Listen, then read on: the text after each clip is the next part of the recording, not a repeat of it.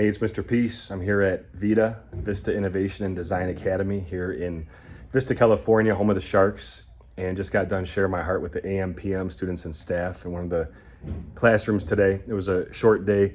They needed the extra space where we're usually at in the library.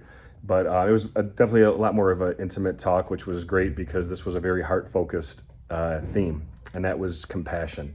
And the sub-focus was one life at a time. One of the slides from today's presentation you see on the TV screen, and it's all about helping someone else, right?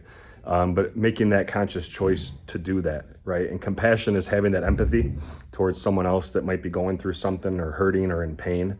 But then you take it up one level and you find ways to maybe assist, ways to support, right? Ways to be in that person's corner and have that inner strength come out. And the more that you do that, it not only hopefully helps that person, makes them feel good, but it also makes us feel good, right?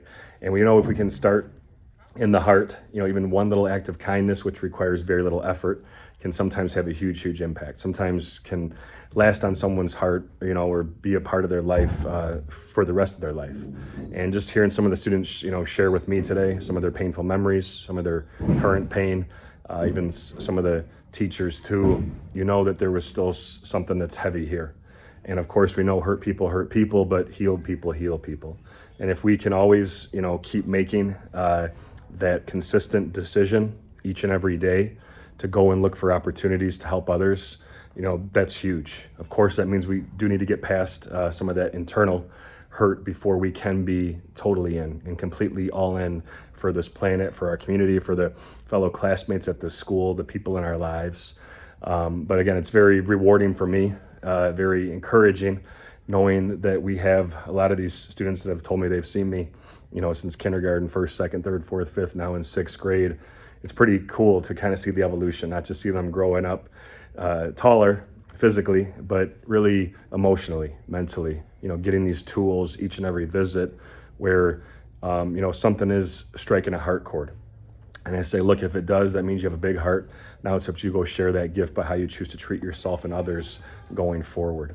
And at the core of this message, is kind of this principle of really trying to just really understand, right, that we put ourselves in someone else's shoes, that we don't rush to judgment, that maybe somebody is going through something, right? Maybe something similar to us.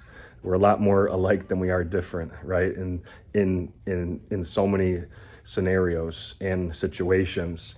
But if we can, take a step back, kind of pause, hopefully try to understand that this is our fellow human being, to the left or right of us, and they might, need some extra love. We all need that from time to time. Then we can truly, start to make a difference here in this world. So thanks for touching my heart. Another beautiful afternoon here at VIDA. I'll be back one more time in May to share my heart with all of you then. Until then though, have a great next few months. Try to implement some of these life lessons that we talked about today. And as always, feel free to hit the subscribe button you'll see pop up on the screen. You can also check out this playlist below for some additional motivation.